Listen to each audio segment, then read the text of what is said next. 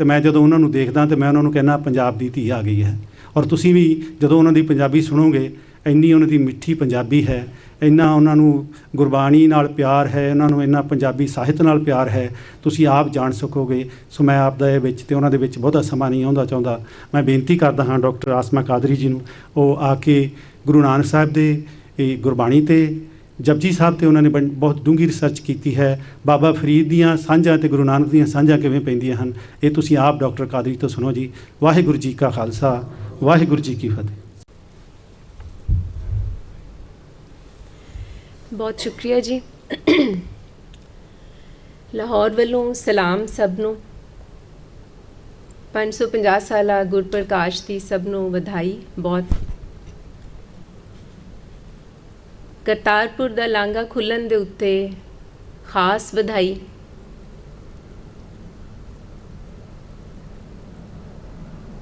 साडे कोल कोई रिसर्च है नहीं जिहड़ी असीं तुहाडे नाल सांझी करिए। डॉक्टर सुजिंदर सिंह ने जिहड़े इन्होंने बहुत रिसर्च दीयां गल्लां कीतियां ने, क्योंकि इन्हां दा विजन बहुत वड्डा है। शायद दुनिया बहुत वेखी है, विचारी है। साडे कोल शब्द है, शब्द दी एक अपनी दुनिया है। और शब्द दी दुनिया विच ही असी रहे हाँ। उहदे विचों जो लभ जांदा है वो बथेरा होंदा है। सो होर कुछ लभन का कदी जतन ही नहीं किया।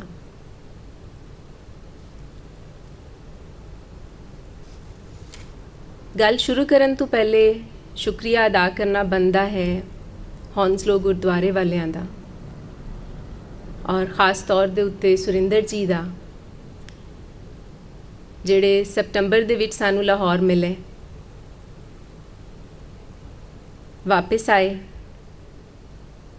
ते पिछले महीने 6-7 तारीख नूं टैलीफोन किया कि साढ़े कोल आओगे। असी क्या महीने दी वेल है, दफ्तरों छुट्टी, NOC, अंबैसी, वीज़ा किवें होएगा। कहन लगे तुसी हाँ करो सब कुछ हो जाएगा। इन्ना पक्क सी इन्हां दे उस आखण दे विच कि असी भी ना नहीं कीती। एक दिन बाद इन्हां दी कमेटी ने अप्रूव करके ते सानू इनविटेशन लैटर भेजिया। 2 दिन च असी फॉर्म फिल करके ते जमा करा दिता। 5 दिन बाद वीज़ा आ गया। इहदा मतलब सी कि सब कुछ तय है। जो इन्हां दा पक्क सी कि तुसी हाँ करो ते आ जाओगे। होर काफ़ी रुकावटां आईयां विच। पता लगा छुट्टी बैन हो गई है, एक्स पाकिस्तान लीव नहीं मिल सकती। फिर इन्हां नाल गल कीती, कहन लगे कोई नहीं हो जाएगा, आना तो है ही है। इत्थे आके सानू हफ्ता हो गया है। 4-5 दफ़ा गलबात हुई इत्थे दी संगत दे नाल, हौंसलो गुरुद्वारे दी संगत दे नाल, साउथ हॉल जिहड़ा है उत्थे और इत्थे, और कुछ घर दियां जिहड़ियां संगतां ने वो भी होईयां। जो प्यार, जो मान, जो आदर मिली, उहदा देना नहीं दिता जा सकता। पर सवाल है वे कि की वो मान और आदर सानू मिली, या देण वाले ने जिहड़े वो कौन सन। ये सब एक है। यही इकाई दी पछाण अगर सानू हो जाए तो वो उस प्यार और उस मुहब्बत नू वधाउंदी है।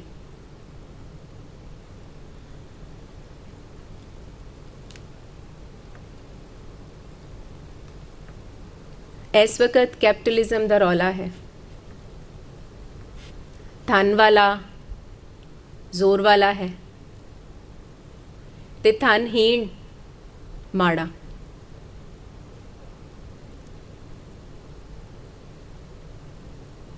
ਸ਼ਬਦ ਨੇ ਸਾਨੂੰ ਦੱਸਿਆ ਕਿ ਬਾਬੇ ਨਾਨਕ ਨੇ ਸਿੱਕੇ ਖੜਨ ਵਾਲੀ ਟਕਸਾਲ ਦੇ ਉਲਟ ਸ਼ਬਦ ਟਕਸਾਲ ਲਾਈ। ਉਹ ਸ਼ਬਦ ਟਕਸਾਲ ਲਾਉਣ ਦੀ ਲੋੜ ਕਿਉਂ ਪਈ? ਧਨ ਨੇ ਕੀ ਰੋਕ ਦਿੱਤਾ ਇਨਸਾਨ ਨੂੰ? ਇਨਸਾਨ ਦੀ ਹੋਂਦ ਨੂੰ ਧਨ ਨੇ ਕਿਵੇਂ ਬੰਨਿਆ ਕਿ ਉਹਨੂੰ ਆਪਣਾ ਆਪ ਵਿਸਰ ਗਿਆ? ਫਰੀਦ ਤੋਂ ਅਸੀਂ ਗੱਲ ਸ਼ੁਰੂ ਕਰਨੇ ਆ। ਫਿਰ ਕਬੀਰ ਕੀ ਦੱਸਦਾ ਏ ਤੇ ਫਿਰ ਬਾਬੇ ਨਾਨਕ ਦੇ ਕੋਲ ਵਿਚਾਰਾਂਗੇ ਕਿ ਸ਼ਬਦ ਧਨ ਦੇ ਬਾਰੇ ਕੀ ਦੱਸਦਾ ਹੈ। ਸੋ ਬਾਬਾ ਫਰੀਦ ਦਾ ਦੋੜਾ ਤੁਸੀਂ ਪੜਿਆ ਹੋਇਆ ਹੈ। ਜਿਤ ਦਿਹਾੜੇ ਧਨ ਵਰੀ ਸਾਹੇ ਲਏ ਲਿਖਾ। ਜਿਤ ਦਿਹਾੜੇ ਧਨ ਵਰੀ ਸਾਹੇ ਲਏ ਲਿਖਾ। ਮਲਕ ਜੋ ਕੰਨੀ ਸੁਣੀਂਦਾ ਮੂੰਹ ਵਿਖਾਲਿਆ। ਸਾਡੀ ਆਮ ਪੜ੍ਹਤ ਦੇ ਵਿੱਚ, ਆਮ ਸਮਝ ਦੇ ਵਿੱਚ ਜੋ ਇਹਦੇ ਬਾਰੇ ਸਮਝ ਬਣੀ ਉਹ ਇਹੀ ਸੀ ਕਿ ਮੌਤ ਦਾ ਇੱਕ ਵੇਲਾ ਮਿੱਥਿਆ ਹੋਇਆ ਏ। ਜਿਸ ਵੇਲੇ ਉਹ ਆ ਜਾਂਦਾ ਏ ਤੇ ਉਸ ਵੇਲੇ ਮੌਤ ਦਾ ਫਰਿਸ਼ਤਾ ਸਾਹਮਣੇ ਆਉਂਦਾ ਹੈ ਔਰ ਬੰਦੇ ਦੀ ਜਾਨ ਕੱਢ ਕੇ ਲੈ ਜਾਂਦਾ ਹੈ। ਅਗਰ ਗੱਲ ਐਨੀ ਹੀ ਸੀ ਤੇ ਬਾਬੇ ਫਰੀਦ ਨੂੰ ਇਹ ਦੋੜਾ ਰਚਨ ਦੀ ਕੋਈ ਲੋੜ ਨਹੀਂ ਸੀ। ਇਹ ਗੱਲ ਸਾਨੂੰ ਸਭ ਨੂੰ ਪਤਾ ਹੈ ਕਿ ਅਸੀਂ ਜੰਮੇ ਆ ਤੇ ਅਸਾਂ ਮਰਨਾ ਵੀ ਹੈ। ਜੋ ਵੀ ਆਇਆ ਹੈ ਉਸ ਜਾਣਾ ਹੈ। ਅੱਜ ਦਿਨ ਤੱਕ ਕੋਈ ਹੋਂਦ, ਕੋਈ ਵਜੂਦ ਅਜਿਹਾ ਨਹੀਂ ਜਿਹੜਾ ਇਸ ਧਰਤੀ ਦੇ ਉੱਤੇ ਬੈਠਾ ਰਿਹਾ ਹੋਵੇ। ਫਿਰ ਫਰੀਦ ਨੇ ਇਹ ਦੋੜਾ ਕਿਉਂ ਰਚਿਆ? ਪੁੱਛ ਬਣ ਗਈ। ਕਿੰਨੇ ਹੀ ਵਰੇ ਇਹ ਪੁੱਛ ਸਾਡੇ ਨਾਲ ਪੰਥ ਕਰਦੀ ਰਹੀ, ਜਵਾਬ ਨਾ ਲੱਭਾ।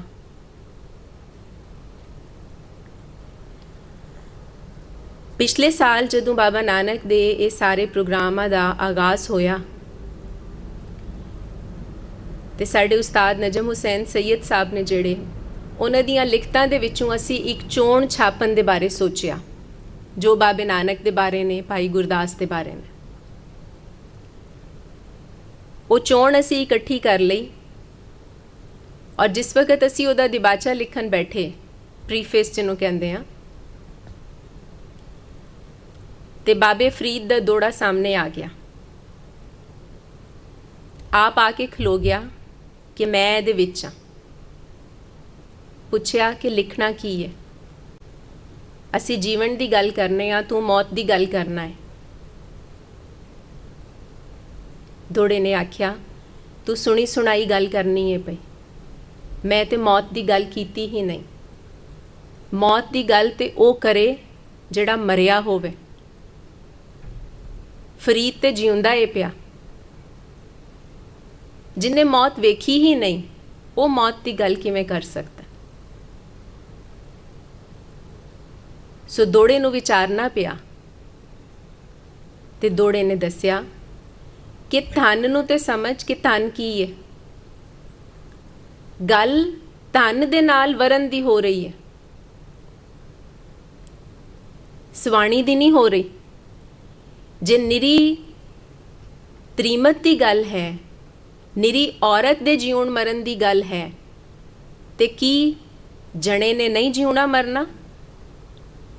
ਗੱਲ ਧਨ ਦੀ ਹੈ ਕਿ ਧਨ ਜੋ ਬੱਜੀ ਹੋਈ ਸ਼ੈ ਵੇ, ਜਦੋਂ ਉਹਦੇ ਨਾਲ ਕੋਈ ਵਰਦਾ ਏ ਤੇ ਉਹਦਾ ਵੇਲਾ ਮਿੱਥਿਆ ਜਾਂਦਾ ਹੈ। ਫਰੀਦ ਧਨ ਨਾਲ ਨਹੀਂ ਵਰਿਆ, ਸੋ ਫਰੀਦ ਜਿਉਂਦਾ ਏ ਪਿਆ। ਫਰੀਦ ਕੋਲ ਬਾਦਸ਼ਾਹੀਆਂ ਦੇ ਫਰਮਾਨ ਆਏ, ਪਿੰਡਾਂ ਦੀਆਂ ਮਾਫੀਆਂ ਦੇ ਕਾਗਜ਼ਾਤ ਆਏ। ਫਰੀਦ ਮੋੜ ਦਿੱਤੇ, ਆਖਿਆ ਇਹ ਲੈ ਜਾਓ। ਇਹਨਾਂ ਦੇ ਚਾਹਣ ਵਾਲੇ ਹੋਰ ਬਹੁਤ ਨੇ, ਸਾਨੂੰ ਇਹ ਨਹੀਂ ਲੋੜਦਾ। ਸਾਡੀ ਲੋੜ ਤੇ ਜੀ ਜੀ ਦਾ ਸੰਗ ਹੈ, ਹਰ ਇੱਕ ਦੇ ਨਾਲ ਪਿਆਰ ਹੈ। ਸੋ ਦੋੜਾ ਰਚਿਆ ਕਿ ਜਿੱਤ ਦਿਹਾੜੇ ਜਿਸ ਦਿਨ ਧਨ ਵਰੀ ਤੂੰ ਧਨ ਦੇ ਨਾਲ ਵੱਜ ਗਿਆ, ਧਨ ਦੇ ਨਾਲ ਤੂੰ ਵਿਆਹਿਆ ਗਿਆ, ਧਨ ਨੂੰ ਤੂੰ ਸਿਲੈਕਟ ਕਰ ਲਿਆ, ਸਾਹੇ ਲਏ ਲਿਖਾ, ਫਿਰ ਤੇਰਾ ਵੇਲਾ ਮਿੱਥਿਆ ਗਿਆ। ਔਰ ਉਸ ਵੇਲੇ ਤੂੰ ਆਪਣੀ ਹੋਂਦ ਮੁੱਕੀ ਸਮਝ। ਕੀ ਧਨ ਵਾਲਾ ਜਿਉਂਦਾ ਰਹਿ ਸਕਦਾ? ਜੇ ਧਨ ਦੇ ਵਿੱਚ ਇੰਨਾ ਜ਼ੋਰ ਹੈ ਤੇ ਫਿਰ ਧਨ ਨਵੀਂ ਹਯਾਤੀ ਜੰਮ ਕੇ ਵਿਖਾਏ। ਜਿਹੜੀ ਜੰਮੀ ਹੈ ਉਹਨੂੰ ਮਰਨ ਨਾ ਦੇਵੇ ਤਾਂ ਤੇ ਮੰਨੀਏ ਧਨ ਦਾ ਜ਼ੋਰ ਹੈ। ਧਨ ਦੀ ਇਹ ਬੱਜੀ ਸ਼ਕਲ ਕਰਨਹਾਰਾਂ ਦੀ ਕਰਨੀ ਹੈ। ਆਮ ਕਾਮਿਆਂ ਸੇਪੀਆਂ ਵਾਕਾਂ ਰਾਕਾਂ ਕਸਬੀਆਂ ਦੀ ਕੀਤੀ ਕਮਾਈ ਹੈ, ਜਿਹੜੀ ਟਕਸਾਲਾਂ ਦੇ ਵਿੱਚ ਜਾ ਕੇ ਟਕੇ ਔਰ ਸਿੱਕੇ ਬਣ ਕੇ ਸ਼ਾਹੀ ਖਜ਼ਾਨੇ ਚੜ੍ਹਦੀ ਹੈ, ਜਿਹਦੇ ਸਿਰ ਦੇ ਉੱਤੇ ਮਹਲ ਬਣਦੇ ਨੇ, ਫੌਜਾਂ ਬਣਦੀਆਂ ਨੇ, ਪੁਲਿਸਾਂ ਖਲੋਂਦੀਆਂ ਨੇ। ਜੇ ਜੀ ਦਾ ਜੀ ਦੇ ਨਾਲ ਸੰਗ ਹੈ, ਹਰ ਇੱਕ ਦਾ ਆਪਸ ਦੇ ਵਿੱਚ ਪ੍ਰੇਮ ਪਿਆਰ ਹੈ, ਕੋਈ ਲੜਾਈ ਨਹੀਂ ਹੈ, ਤੇ ਫੌਜ ਪੁਲਿਸ ਦੀ ਲੋੜ ਕਿਹਨੂੰ ਹੈ? ਜੇ ਆਪਸ ਵਿੱਚ ਲੜਾਈ ਨਹੀਂ ਤੇ ਅਦਾਲਤਾਂ ਕਚਹਿਰੀਆਂ ਦੀ ਲੋੜ ਨਹੀਂ ਹੈ। ਜੇ ਕਿਸੇ ਦੇ ਕੋਲ ਕੋਈ ਮੱਲ ਹੀ ਹੈ ਨਹੀਂ, ਕੋਈ ਜੋੜਿਆ ਹੀ ਨਹੀਂ, ਤੇ ਉਹਨੂੰ ਚੋਰੀ ਦਾ ਡਰ ਨਹੀਂ ਹੈ। ਚੋਰ ਨਹੀਂ ਹੈ ਤੇ ਪੁਲਿਸ ਦੀ ਲੋੜ ਵੀ ਨਹੀਂ ਹੈ। ਸੋ ਸਾਰਾ ਨਿਜ਼ਾਮ ਤੇ ਟੁਰਦਾ ਹੈ ਪਿਆ ਧਨ ਦੇ ਉੱਤੇ। ਧਨ ਨੇ ਦੱਸਿਆ ਕੌਣ ਉੱਚਾ ਹੈ ਤੇ ਕੌਣ ਨੀਵਾਂ ਹੈ, ਕੌਣ ਵੱਡਾ ਹੈ ਤੇ ਕੌਣ ਛੋਟਾ ਹੈ। ਧਨ ਨੇ ਬੋਲੀ ਬਦਲੀ, ਧਨ ਨੇ ਕਲਾਸ ਸੁਸਾਇਟੀ ਬਣਾਈ, ਧਨ ਨੇ ਜੀ ਨੂੰ ਜੀ ਕਨੂੰ ਵਿਜੋਗ ਦਿੱਤਾ, ਉਹਨੂੰ ਧਨ ਦੇ ਨਾਲ ਜੋੜਿਆ। ਪਰ ਜੇ ਧਨ ਦੇ ਵਿੱਚੋਂ ਸਭ ਕੁਝ ਲੱਭ ਜਾਂਦਾ ਤੇ ਧਨਵਾਨ ਖੁਸ਼ ਹੁੰਦੇ ਨਾ, ਉਹ ਕਿਉਂ ਖੁਸ਼ ਨਹੀਂ ਨੇ? ਕਿਉਂਕਿ ਪਤਾ ਹੈ ਜਿੰਨਾ ਤੂੰ ਖੋਇਆ ਹੈ, ਜਿੰਨਾ ਤੂੰ ਲੈ ਕੇ ਜੋੜਿਆ ਹੈ, ਔਰ ਜਿਹੜੇ ਜਿਹੜੇ ਢੰਗ ਨਾਲ ਜੋੜਿਆ ਹੈ, ਉਹ ਆਪਣੇ ਅੰਦਰ ਪੂਰਾ ਚਾਨਣ ਹੈ। ਧਨ ਦੀ ਬੱਜੀ ਹੋਈ ਸ਼ਕਲ ਦੇ ਉਲਟ ਕਬੀਰ ਸਾਨੂੰ ਜ਼ਿੰਦਗੀ ਦੀ ਇੱਕ ਹੋਰ ਸ਼ਕਲ ਵਿਖਾਉਂਦਾ ਹੈ।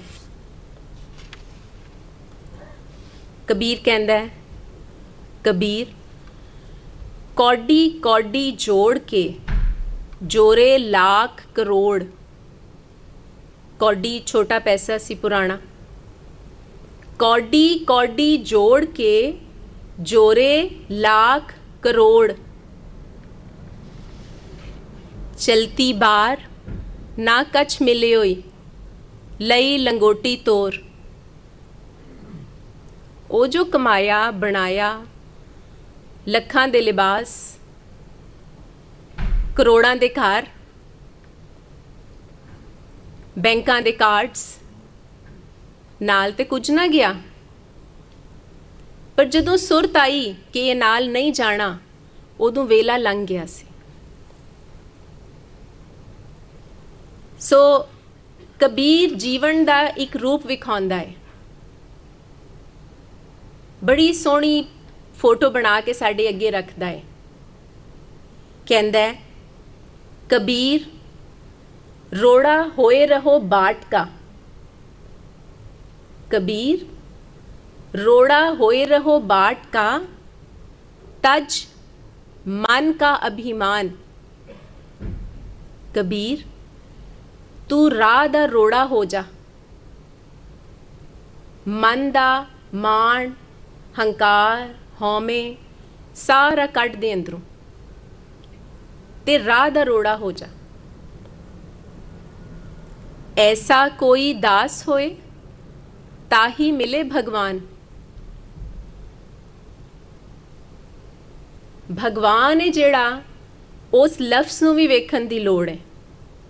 वो भगत तू बने है, ऐसे तू भगत बने है, ऐसे तू भक्ति बनी है। और वो की है ਵੰਡਨਹਾਰ, ਹਿੱਸੇ ਕਰਕੇ ਦੇਵਨਹਾਰ, ਬਰਾਬਰ ਹਿੱਸਾ ਕਰਕੇ ਦੇਣ ਵਾਲਾ ਉਹ ਭਗਵਾਨ ਹੈ। ਕੁਦਰਤ ਨੂੰ ਭਗਵਾਨ ਕਿਉਂ ਸੱਦਿਆ? ਕਿਉਂਕਿ ਕੁਦਰਤ ਸਭ ਨੂੰ ਦਿੰਦੀ ਹੈ। ਤੇ ਉਹ ਕਹਿੰਦੇ ਤੂੰ ਰਾਹ ਦਾ ਰੋੜਾ ਹੋ ਜਾ, ਰਾਹ ਦਾ ਰੋੜਾ ਹੋ ਕੇ ਆਪਣੇ ਅੰਦਰ ਦਾ ਸਾਰਾ ਮਾਣ ਮੁਕਾ। ਰਾਹ ਦਾ ਰੋੜਾ ਹੈ, ਪੈਰਾਂ ਦੇ ਵਿੱਚ ਹੈ, ਇਧਰੋਂ ਠੁੱਡਾ ਪੈਂਦਾ ਤੇ ਉਧਰ, ਉਧਰੋਂ ਠੁੱਡਾ ਪੈਂਦਾ ਤੇ ਉਧਰ। ਕਿਹੜਾ ਜੀਵਨ ਹੈ ਜਿਹੜਾ ਕਬੀਰ ਸਾਨੂੰ ਵਿਖਾ ਰਿਹਾ? ਉਹ ਵਿਖਾ ਰਿਹਾ ਹੈ ਕਿ ਧਨ ਨਾਲ ਬਣਿਆ ਮਾਣ ਅੰਦਰੋਂ ਕੱਢਣ ਸੁਖਾਲਾ ਨਹੀਂ ਹੈ। ਉਹਦੇ ਲਈ ਬਹੁਤ ਯਤਨ ਕਰਨਾ ਪੈਣਾ ਹੈ। ਪੜਨਹਾਰ, ਸੁਣਨਹਾਰ ਸੋਚਦਾ ਹੈ ਕਬੀਰ ਨੇ ਬਹੁਤ ਵਧੀਆ ਗੱਲ ਕੀਤੀ ਹੈ, ਪਰ ਗੱਲ ਇੱਕ ਵੇਲੇ ਵਿੱਚ ਤੇ ਠੀਕ ਹੁੰਦੀ ਹੈ, ਅਗਲੇ ਪਲ ਉਹ ਗੱਲ ਜੇ ਆਪਣੇ ਆਪ ਦਾ ਇਨਕਾਰ ਕਰਕੇ ਮੁੜ ਕੇ ਨਵੀਂ ਨਾ ਹੋਵੇ ਤੇ ਉਹ ਵੀ ਗਲਤ ਹੈ, ਉਹ ਵੀ ਬੱਜਣ ਹੋ ਗਿਆ। ਕੋਈ ਵੀ ਸ਼ੈ ਜਿਹੜੀ ਬੱਜ ਜਾਂਦੀ ਏ, ਜਿਹੜੀ ਖਲੋ ਜਾਂਦੀ ਏ, ਜਿਹੜੀ ਰੁਕ ਜਾਂਦੀ ਏ, ਉਹ ਧਨ ਹੈ ਔਰ ਉਹ ਰੋਕ ਹੈ। ਡੱਕਾ ਕਿਸੇ ਵੀ ਚੀਜ਼ ਨੂੰ ਲੱਗੇ ਉਹ ਗੰਦ ਪਾਉਂਦਾ ਹੈ। ਦਾਨ ਤਾਈਓ ਟੁਰਦਾ ਏ ਜੇ ਉਹ ਪੂਰੇ ਫੇਰੇ 'ਚ ਰਵੇ। ਕੁਦਰਤ ਦਾ ਪੂਰਾ ਨਿਜ਼ਾਮ ਲਗਾਤਾਰ ਚੱਲਦਾ ਏ ਪਿਆ, ਕਿਧਰੇ ਰੋਕ ਨਹੀਂ ਹੈ। ਰੁੱਤਾਂ ਬਦਲਦੀਆਂ ਨੇ, ਦਿਨ ਰਾਤ ਹੁੰਦਾ ਏ, ਬੀਂ ਤੋਂ ਬੂਟਾ ਬਣਦਾ ਏ, ਬੂਟੇ ਤੋਂ ਮੁੜ ਕੇ ਬੀਂ। ਹਰ ਚੀਜ਼ ਲਗਾਤਾਰ ਚੱਲਦੀ ਏ ਪਈ। ਪਾਣੀ ਲਗਾਤਾਰ ਵਗਦਾ ਪਿਆ, ਹੇਠੋਂ ਤਪ ਕੇ ਉੱਤੇ ਜਾਂਦਾ, ਉੱਤੇ ਜਾ ਕੇ ਠੰਡਾ ਹੋ ਕੇ ਮੁੜ ਕੇ ਵਰਦਾ, ਵਰ ਕੇ ਪਹਾੜਾਂ ਤੇ ਜਾ ਜੰਮਦਾ, ਉੱਥੋਂ ਫੇਰ ਪਾਣੀ ਹੋ ਹੇਠਾਂ ਆਉਂਦਾ, ਧਰਤ ਨੂੰ ਵਤਰਦਾ, ਉਗਾਸ ਕਰਦਾ। ਵਾਹ ਲਗਾਤਾਰ ਝੁਲਦੀ ਏ ਪਈ, ਖਲੋਂਦੀ ਨਹੀਂ ਹੈ ਇੱਕ ਪਲ ਵੀ। ਸੋ ਇਹ ਕੁਦਰਤ ਦਾ ਟੋਰਾ ਹੈ। ਕਬੀਰ ਵੀ ਉਸ ਟੋਰੇ ਨੂੰ ਜਾਣਦਾ। ਸੋ ਕਬੀਰ ਕਹਿੰਦਾ ਹੈ ਕਿ ਰੋੜਾ ਤੇ ਹੋ ਗਏ ਤੇ ਤੁਸੀਂ ਕੀ ਸਮਝਿਆ? ਨਿਮਾਣਤਾ ਆ ਗਈ? ਕਹਿੰਦਾ ਨਹੀਂ। ਕਬੀਰ रोड़ा हुआ तो क्या भैया, पंथी को दुख दे। तू की समझिया? तू रोड़ा हो गया, तू बड़ा कमाल कीता, तू बड़ा मारका मारिया कि तू अपने आप नू पैरां च ले आया। तू जिदे पैर नू छोना है पिया ओनू दुख देना है पिया। रोड़ा चुभदा है, जख्म भी बनाउंदा है। ऐसा तेरा दास है ज्यों धरनी मां खे। होना ही कुछ ते खे हो जा। खे की है?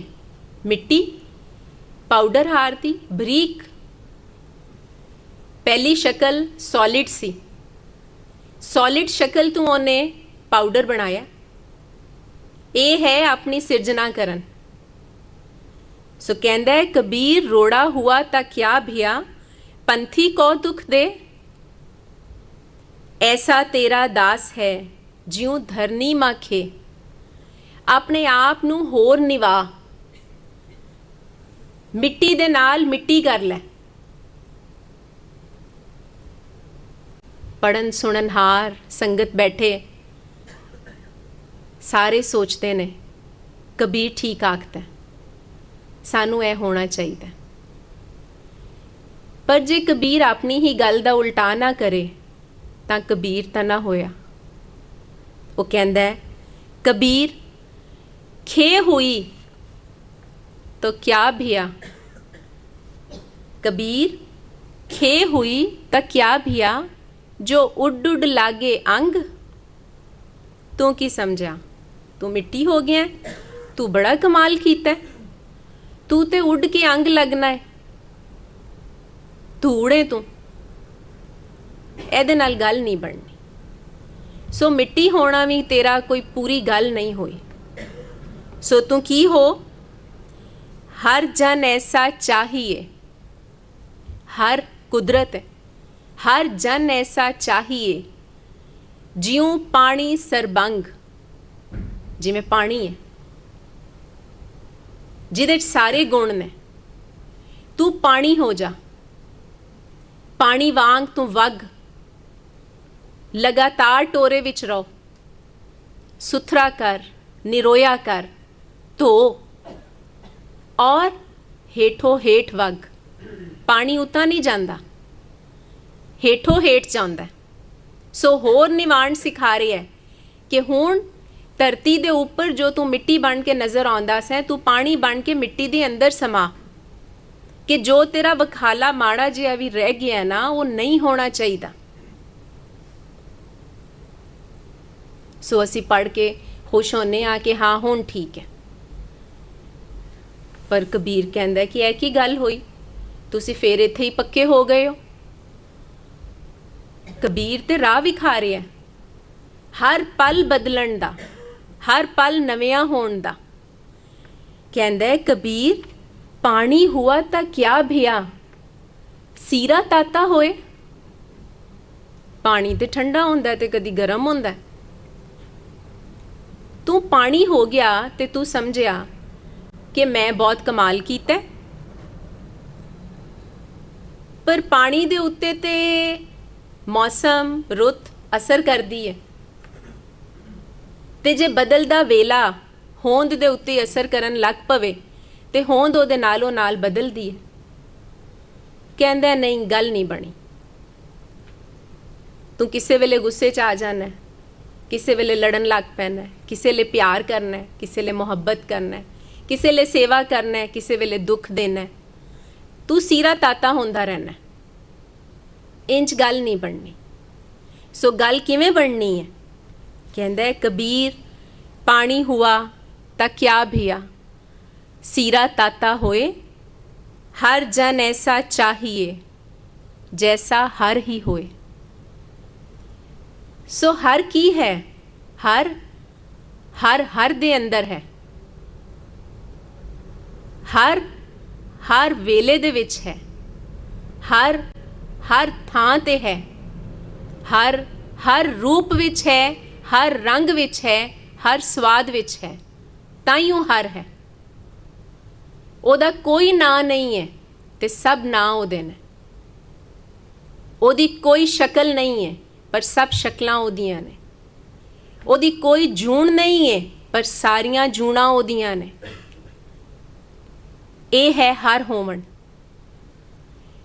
सो किथे धन दे नाल बजिया ना ते नावें दे नाल लगा धन, धनवान, ते किथे कबीर दा दसाया जीवन, जेड़ा साडी बजी होंद नू रोड़ा, रोड़े तू मिट्टी खे ते उस तू पानी, ते पानी तू अगे लैके पिया टुरदा।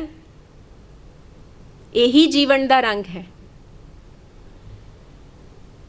इसे रंग दी एक शक्ल कि दुई दे विचों इकाई असी किवें वेख सकते हाँ, ओदी एक शक्ल नजम हुसैन सैयद दी नज़म च है।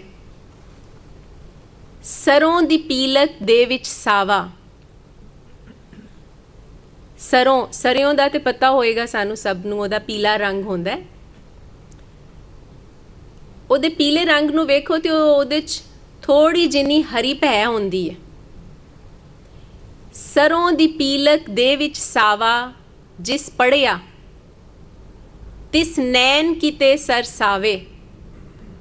है दुई आप मिलावा, है दुई आप मिलावा, तन मन विछड़ियां दा। निक्का जिहा सरों दा बी है। ओदा अपना रंग की है? कुछ भी नहीं। मिट्टी नाल मिट्टी हो के सरों दा बूटा निकले है, हरे रंग दा।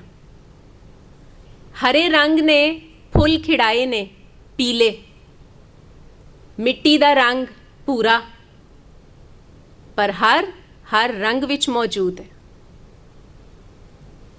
करनहार दे हथ लगे ने उस मिट्टी नू ਜਿਨ੍ਹਾਂ ਨੇ ਸੇਵਾ ਕੀਤੀ ਹੈ ਤੇ ਉਹ ਬੂਟਾ ਵੱਡਾ ਹੋਇਆ। ਸੋ ਕੁਦਰਤ ਸਾਨੂੰ ਦੱਸਦੀ ਹੈ ਕਿ ਜੇ ਤੁਸੀਂ ਧਨ ਦੇ ਨਾਵੇਂ ਲੱਗਦੇ ਹੋ ਤੇ ਮੁੱਕਦੇ ਕਿਵੇਂ ਹੋ, ਤੇ ਜੇ ਧਨ ਤੋਂ ਆਜ਼ਾਦ ਹੁੰਦੇ ਹੋ ਤੇ ਜਿਉਂਦੇ ਕਿਵੇਂ ਹੋ। ਦੋਵੇਂ ਸ਼ਕਲਾਂ ਖੋਲ ਕੇ ਸਾਡੇ ਸਾਹਮਣੇ ਰੱਖੀਆਂ ਨੇ। ਇੱਕ ਸ਼ਬਦ ਵਿਚਾਰ ਤੁਹਾਡੇ ਨਾਲ ਇੱਥੇ ਉਹਦੇ ਤੇ ਗੱਲ ਕਰ ਲੈਂਦੇ ਆ। ਪੜ੍ਹਿਆ ਹੋਇਆ ਹੈ ਤੁਸੀਂ ਸਭ ਨੇ, ਔਰ ਤੁਹਾਡੀ ਸਭ ਦੀ ਸਮਝ ਵੀ ਇਹਦੇ ਬਾਰੇ ਬਹੁਤ ਪੱਕੀ ਔਰ ਅੱਛੀ ਹੋਏਗੀ। ਅਸੀਂ ਸਿਰਫ ਇਹਨੂੰ ਧਨ ਦੀ ਜਿਹੜੀ ਬਣਨ ਦੀ ਜਗ੍ਹਾ ਹੈ ਟਕਸਾਲ, ਉਹਦੇ ਨਾਲ ਜੋੜ ਕੇ ਪੜ੍ਹਿਆ ਏ ਤੇ ਸਾਨੂੰ ਲੱਗਾ ਕਿ ਇੱਥੇ ਤੁਹਾਡੇ ਨਾਲ ਇਹਨੂੰ ਸਾਂਝਾ ਕਰਨ ਦੀ ਲੋੜ ਹੈ। ਜਤ ਪਹਾਰਾ ਧੀਰਜ ਸੁਨਿਆਰਾ, ਜਤ ਪਹਾਰਾ ਧੀਰਜ ਸੁਨਿਆਰ, आहरण मत वेद हथियार, भाव खला अगन तप ताओ, भांडा भाओ अमृत तित ढाल, घड़िए शब्द सच्ची टकसाल, जिनको नदर करम तिनकार, नानक नदरी नदर निहाल। ਇਹਦੀ ਇੱਕ ਅੱਖਰ ਦੀ ਅਗਰ ਅਸੀਂ ਤਸ਼ਰੀਹ ਕਰਨੀ ਸ਼ੁਰੂ ਕਰਾਂਗੇ ਤੇ ਵੇਲਾ ਥੋੜਾ ਹੈ। ਇਕੱਠੇ ਦੇ ਉੱਤੇ ਗੱਲ ਕਰ ਲਈਏ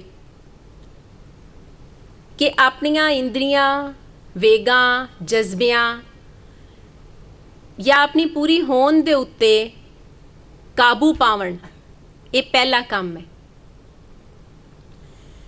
ਪਹਾਰਾ घड़ताला है जिथे लोहार अपना काम करता है। कोई भी वर्कशॉप जिथे कोई चीज़ घड़ी जाती है, घड़न तू घड़ताला बने। धीरज सहज, सुख आराम, कुदरत का तरीका सहज है हर काम नू करन दा। असी पहली पौड़ी ते पैर रख के अखीरली ते अपड़ना चाहुंदे आ, सो मुड़ मुड़ के डिगने आ, पर दूजी पौड़ी ते पैर फिर भी नहीं रखते और ऊपर कभी भी पहुंच नहीं सकते। साडे सामने रुख मिट्टी चों उगदा है ते उच्ची बिल्डिंग तो भी उत्ते निकल जाता है, कदों निकलिया पता नहीं लगता, क्योंकि वो सहज दे नाल टुरदा है। बाल जमदा है, निमाणा नताणा अपनी पाल संभाल नहीं कर सकता, पर सहजे सहजे किवें वो वड्डा हो के आप सियाणा हो जाता है, कोई पता नहीं लगता। एक कुदरत दा ढंग है। फुल तो फल केड़े वेले बनदा है पता नहीं लगता। दुध नूं किवें जाग लग के दही जम जाता है, साइंस नहीं दस सकती। एक कुदरत दा काम है जो सहज दे नाल होंदा है। सो सुनियारे दा काम भी सहज दा है। सुनियारा कोई शै घड़दा है ते सेक माड़ा जिहा वाधू और घट हो जाए ते वस्त घड़ी नहीं जाती, गहना बनता नहीं है। और सुनियारे दी बनाई हर शै जदों पाई जाती है ते सारे वेखदे ने बहुत सोहनी है। ਉਹਦੇ ਪਿੱਛੇ ਕੀ ਹੈ? ਉਹਦਾ ਸਹਿਜ। ਪੂਰੀ ਕਾਇਨਾਤ ਸਾਡੇ ਸਾਹਮਣੇ ਬਣੀ ਹੋਈ ਹੈ, ਸੋਹਣੀ ਲੱਗਦੀ ਹੈ। ਬਣੀ ਕਿਵੇਂ? ਸਹਿਜ ਨਾਲ। ਸੋ ਸਹਿਜ ਦਾ ਹੋਵਣ ਲਾਜ਼ਮ ਹੈ। ਆਹਰਨ ਹੈ ਜਿਹੜਾ ਉਹ ਲੋਹੇ ਦੀ ਸਿੱਲ ਹੁੰਦੀ ਹੈ, ਜਿਹਦੇ ਉੱਤੇ ਰੱਖ ਕੇ ਲੋਹੇ ਨੂੰ ਪਿਘਲਾ ਕੇ ਕੋਈ ਚੀਜ਼ ਬਣਾਈ ਜਾਂਦੀ ਹੈ। ਸਾਡੀ ਜਿਹੜੀ ਮੱਤ ਹੈ, ਸਾਡੀ ਜੋ ਸਮਝ ਹੈ, ਸ਼ਊਰ ਹੈ, ਸੁਰਤ ਹੈ, ਕੌਨਸ਼ੀਅਸ ਹੈ, इस सारे नू असां आहरण बनाउणा है, इनू पक्का करना है, इनू मजबूत करना है। ये आहरण होएगा ते इहदे उत्ते ज्ञान दा हथियार घड़िया जाएगा। लोहार हथियार घड़दा है जिहड़ा फौजां दे हथ फड़ाया जांदा है। ਪਰ ਸੁਰਤ ਦੀ ਟਕਸਾਲ ਦੇ ਵਿੱਚ ਮਤ ਦੇ ਆਰਨ ਦੇ ਉੱਤੇ ਗਿਆਨ ਦਾ ਹਥਿਆਰ ਘੜਿਆ ਜਾਏਗਾ। ਭਉ, ਡਰ ਵੀ ਏ ਤੇ ਅਚੰਭਾ ਵੀ, ਹੈਰਤ, ਵੰਡਰ, ਅਚਰਜ ਕਿ ਕੀ ਏ, ਕਿਵੇਂ ਵੇ, ਕਿਵੇਂ ਬਣੇਗਾ। ਗਿਆਨ ਉਹੀ ਏ, ਐਲਫਾਬੈਟ ਉਹੀ ਨੇ, ਪੱਟੀ ਦੇ ਅੱਖਰ ਸਾਰੇ ਇੱਕੋ ਨੇ, ਪਰ ਜਦੋਂ ਜੁੜਦੇ ਨੇ ਸ਼ਕਲ ਨਵੀਂ, ਅਰਥ ਨਵੇਂ। ਸੋ ਉਹ ਅਚੰਭਾ ਏ ਜਿਹੜਾ, ਉਹ ਹੋਵੇ ਤੇ ਅਚੰਭੇ ਦੀ ਫੂਕਣੀ ਹੋਵੇ ਸਾਡੇ ਕੋਲ, ਉਹਦੇ ਨਾਲ ਅਸੀਂ ਅੱਗ ਬਾਲਣੀ ਹੈ। ਅਚੰਭੇ ਦੀ ਫੂਕਣੀ ਦੇ ਨਾਲ ਅੱਗ ਬਾਲ ਕੇ ਤੇ ਭਾਂਡਾ ਆਮ ਵਰਤੋਂ ਹੈ ਕਿ ਉਹ ਬਰਤਨ ਜਿਹਦੇ 'ਚ ਕੁਛ ਪਾਉਂਦੇ ਆ, ਕੋਈ ਪੋਟ, ਕੋਈ ਭਾਂਡਾ, ਕੋਈ ਸ਼ੈ। ਪਰ ਕੀ ਭਾਂਡਾ ਖਾਲੀ ਕੋਈ ਵਸਤ ਪਾਉਣ ਵਾਲੀ ਸ਼ੈ ਵੇ? ਭਾਂਡੇ ਦੇ ਅਰਥ ਕੀ ਨੇ?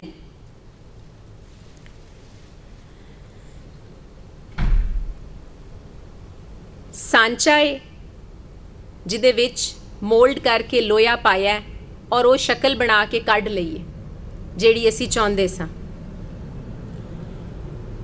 ਭਾਂਡਾ ਜਾਇਦਾਦ ਵੀ ਹੈ, ਸਟੇਟ ਪ੍ਰਾਪਰਟੀ। ਭਾਂਡਾ ਬੰਦੇ ਦੀ ਹੋਂਦ ਵੀ ਹੈ। ਕੁਦਰਤ ਦੇ ਦਿੱਤੇ ਹੋਏ 5 ਤੱਤ ਇਸ ਭਾਂਡੇ ਦੇ ਵਿੱਚ ਰਲੇ ਨੇ ਤੇ ਇਹ ਹਸਤੀ ਬਣੀ ਹੈ।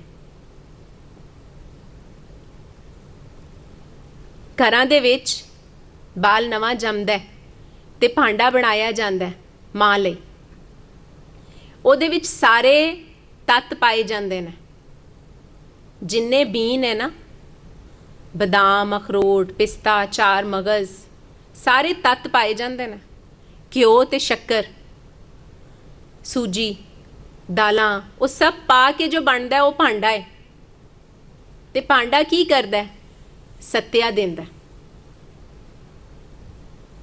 ਬੰਦੇ ਦੀ ਹੋਂਦ ਭਾਂਡਾ ਏ, ਕੁਦਰਤ ਦਾ ਬਣਾਇਆ ਹੋਇਆ, ਜਿਹਦੇ ਵਿੱਚ ਉਹਨੇ तमाम ਤੱਤ ਇਕੱਠੇ ਕਰਕੇ, ਪਾ ਕੇ, ਗੁੰਨ ਕੇ, ਰਿੰਨ ਕੇ ਦਾਨ ਕਰ ਦਿੱਤੇ ਨੇ। ਪਰ ਉਸ ਭਾਂਡੇ ਨੇ ਆਪਣੇ ਅੰਦਰ ਨੂੰ ਵਰਤਾਇਆ ਨਹੀਂ। ਉਹਨੂੰ ਬੰਨ੍ਹ ਦਿੱਤਾ ਹੈ ਧਨ ਦੇ ਨਾਲ। ਸੋ ਭਾਂਡੇ ਦੀ ਵਰਤੋਂ ਮੁੱਕ ਗਈ।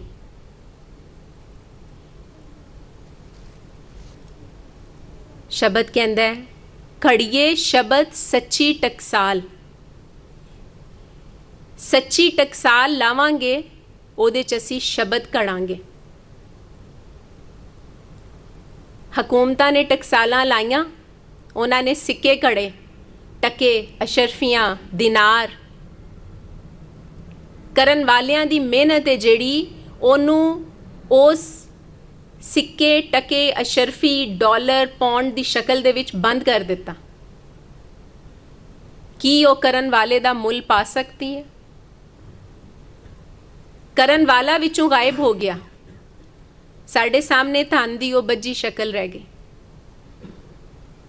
ਬਾਬੇ ਨਾਨਕ ਨੇ ਉਸ ਬੱਜੀ ਸ਼ਕਲ ਨੂੰ ਪਿੱਛੇ ਕਰਨ ਵਾਸਤੇ ਸ਼ਬਦ ਟਕਸਾਲ ਲਾਈ ਹੈ। ਸ਼ਬਦ ਘੜੋ, ਸ਼ਬਦ ਵਰਤਾਓ, ਸ਼ਬਦ ਸੁਣੋ। ਇਹਦੇ ਨਾਲ ਸੁਰਤ ਬਣੇਗੀ ਔਰ ਇਹੀ ਸੁਰਤ ਤੁਹਾਨੂੰ ਜੀਵਨ ਦੀ ਸਮਝ ਦੇਵੇਗੀ। ਜਿਨ ਕੋ ਨਦਰ ਕਰਮ ਤਿਨਕਾਰ, ਜਿਨ੍ਹਾਂ ਨੂੰ ਇਹ ਬਖਸ਼ੀਸ਼ ਮਿਲਦੀ ਹੈ ਕਿ ਉਹ ਕਰ ਸਕਣ, ਉਹੀ ਕਰਦੇ ਨੇ। ਪਰ ਮਿਲਦੀ ਕਿਹਨੂੰ ਹੈ? ਜਿਹੜਾ ਧਿਆਨ ਲਾਉਂਦਾ ਹੈ, ਜਿਹੜਾ ਸੋਚਦਾ ਹੈ, ਵਿਚਾਰਦਾ ਹੈ ਕਿ ਧਨ ਹੈ ਕੀ ਹੈ, ਇਹਦੀ ਵਰਤੋਂ ਕੀ ਹੈ, ਇਹ ਹੈ ਵੀ ਜਾਂ ਨਹੀਂ।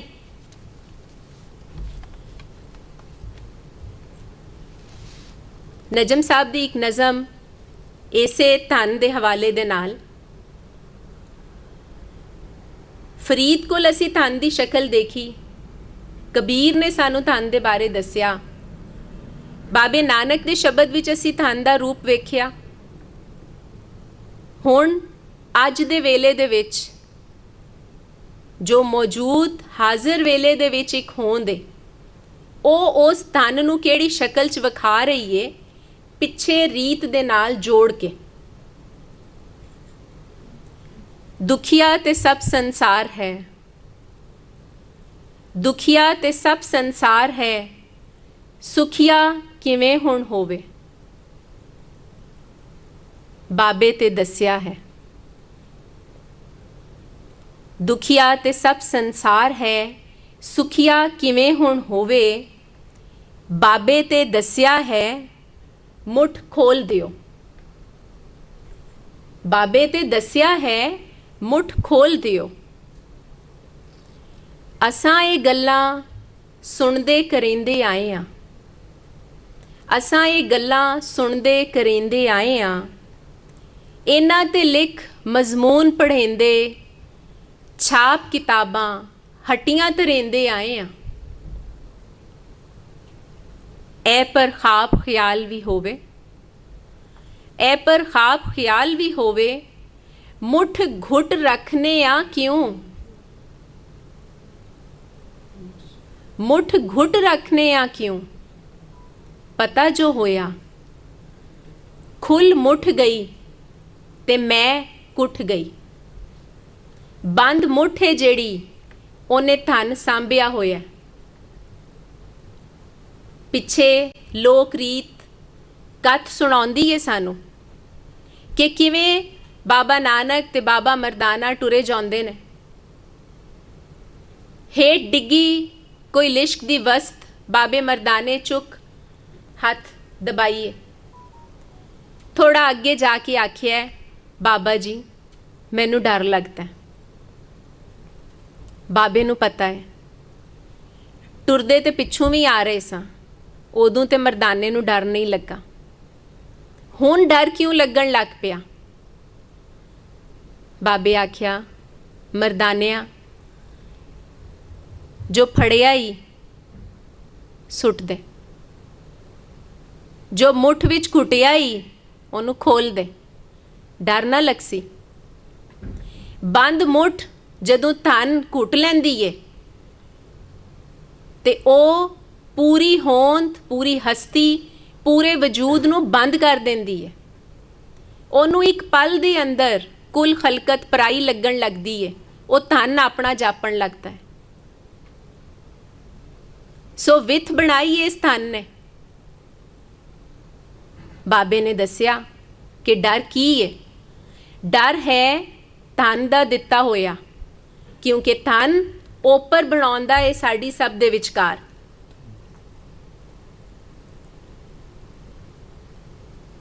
ਤੇ ਇਸ ਧਨ ਨੂੰ ਅਸੀਂ ਅਗਰ ਸਮਝ ਜਾਈਏ ਤੇ ਇਸ ਧਨ ਦੀ ਜਗ੍ਹਾ ਸ਼ਬਦ ਦਾ ਧਨ ਵਰਤਾਉਣ ਲੱਗੀਏ, ਉਹ ਧਨ ਜਿਹਨੂੰ ਮੁੱਠ ਘੁੱਟ ਕੇ ਸਾਂਭਣ ਦੀ ਲੋੜ ਨਹੀਂ। ਇਹ ਉਹ ਧਨ ਹੈ ਸ਼ਬਦ ਦਾ, ਇਹਨੂੰ ਜਿੰਨਾ ਦਾਨ ਕਰੀਏ ਇਹ ਓਨਾ ਵੱਧਦਾ ਹੈ। ਇਹਨੂੰ ਜਿੰਨਾ ਸਾਂਝਾ ਕਰੀਏ ਇਹ ਆਪਣੇ ਅਰਥ ਹੋਰ ਕਰਕੇ ਵਿਖਾਉਂਦਾ ਹੈ।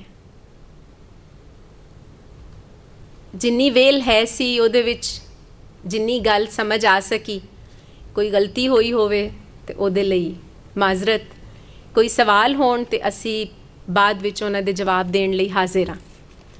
ਤੁਸੀਂ ਸੁਣਿਆ, ਐਨੀ ਵੇਲ ਕੱਢ ਕੇ ਬੈਠੇ ਹੋ, ਉਹਦੇ ਲਈ ਬਹੁਤ ਮਿਹਰਬਾਨੀ, ਬਹੁਤ ਸ਼ੁਕਰੀਆ ਜੀ। ਇਹ ਸਨ ਡਾਕਟਰ ਆਸਮਾ ਕਾਦਰੀ ਜੀ, ਜੋ ਕਿ ਪ੍ਰੋਫੈਸਰ ਹਨ ਲਾਹੌਰ ਯੂਨੀਵਰਸਿਟੀ ਦੇ ਵਿੱਚ। ਔਰ ਆਪ ਜੀ ਨੇ ਸੁਣਿਆ ਹੈ ਕਿ ਕਿੰਨਾ ਪਿਆਰ ਹੈ ਉਹਨਾਂ ਨੂੰ ਮਾਂ ਬੋਲੀ ਪੰਜਾਬੀ ਨਾਲ, ਕਿੰਨਾ ਪਿਆਰ ਹੈ ਉਹਨਾਂ ਨੂੰ ਗੁਰਬਾਣੀ ਦੇ ਨਾਲ। ਉਹਨਾਂ ਦੀ ਸਮਝ ਦਾ ਲੈਵਲ ਕਿੰਨਾ ਡੂੰਘਾਈ 'ਚ ਜਾਂਦਾ ਹੈ ਅਤੇ ਕਿੰਨਾ ਉਚਾਈ 'ਚ ਜਾਂਦਾ ਹੈ। ਉਹ ਮੈਂ ਕਹਾਂਗਾ ਕਿ ਰੱਬ ਇਹਨਾਂ ਦੇ ਉੱਤੇ ਬਹੁਤ ਖੁਸ਼ ਹੈ। ਰੱਬ ਜਦੋਂ ਖੁਸ਼ ਹੁੰਦਾ ਹੈ ਉਦੋਂ ਬੰਦੇ ਨੂੰ ਕਲਾ ਬਖਸ਼ਦਾ ਹੈ, ਔਰ ਇਹਨਾਂ ਨੂੰ ਵਾਹਿਗੁਰੂ ਨੇ ਕਲਾ ਬਖਸ਼ੀ ਹੈ ਕਿ ਇਸ ਸ਼ਬਦ ਨੂੰ ਸਮਝਦੇ ਨੇ ਔਰ ਸਮਝ ਕੇ ਸਾਡੇ ਨਾਲ ਸਾਂਝਾ ਕੀਤਾ ਹੈ। ਅਸੀਂ ਇਹਨਾਂ ਦੇ ਅਤਿ ਧੰਨਵਾਦੀ ਹਾਂ। ਸਾਧ ਸੰਗਤ ਜੀ, 1947 ਇਹੋ ਜਿਹਾ ਸਾਲ ਹੈ ਕਿ ਜਦੋਂ ਜੋ ਬਾਬੇ ਨਾਨਕ ਦਾ ਪੰਜਾਬ ਸੀ ਉਹ ਵੰਡਿਆ ਗਿਆ। ਇੱਕ ਈਸਟ ਪੰਜਾਬ ਬਣ ਗਿਆ, ਇੱਕ ਵੈਸਟ ਪੰਜਾਬ ਬਣ ਗਿਆ। ਈਸਟ ਦੇ ਵਿੱਚ ਸਿੱਖ ਵਸਦੇ ਨੇ, ਵੈਸਟ ਦੇ ਵਿੱਚ ਜ਼ਿਆਦਾਤਰ ਮੁਸਲਮਾਨ ਭਰਾ ਵਸਦੇ ਹਨ। ਪਰ ਸਾਡੀ ਬੋਲੀ ਇੱਕ ਹੈ, ਸਾਡਾ ਪਹਿਰਾਵਾ ਇੱਕ ਹੈ, ਸਾਡੀ ਸੋਚਣੀ ਇੱਕ ਹੈ, ਸਾਡੀਆਂ ਸ਼ਕਲਾਂ ਇੱਕੋ ਜਿਹੀਆਂ ਹਨ। ਔਰ ਇਹ ਬੜੀ ਦਰਦ ਭਰੀ ਕਹਾਣੀ ਹੈ ਕਿ 1 ਮਿਲੀਅਨ ਪੰਜਾਬੀਆਂ ਨੇ ਆਪਣੀਆਂ ਜਾਨਾਂ ਗਵਾਈਆਂ। ਔਰ ਹੁਣ ਬੜੀ ਖੁਸ਼ੀ ਹੈ ਕਿ ਕਰਤਾਰਪੁਰ ਦਾ ਲਾਂਘਾ ਖੁੱਲ੍ਹਿਆ ਹੈ। ਬਾਬੇ ਨਾਨਕ ਦਾ ਜਨਮ ਨਨਕਾਣਾ ਸਾਹਿਬ 'ਚ ਹੁੰਦਾ ਹੈ, ਫਿਰ ਕਰਤਾਰਪੁਰ ਦੇ ਵਿੱਚ ਅਖੀਰਲੇ 17 ਸਾਲ ਗੁਜ਼ਾਰਦੇ ਹਨ। ਉਹ ਧਰਤੀ ਸਾਨੂੰ ਆਪਣੀ ਧਰਤੀ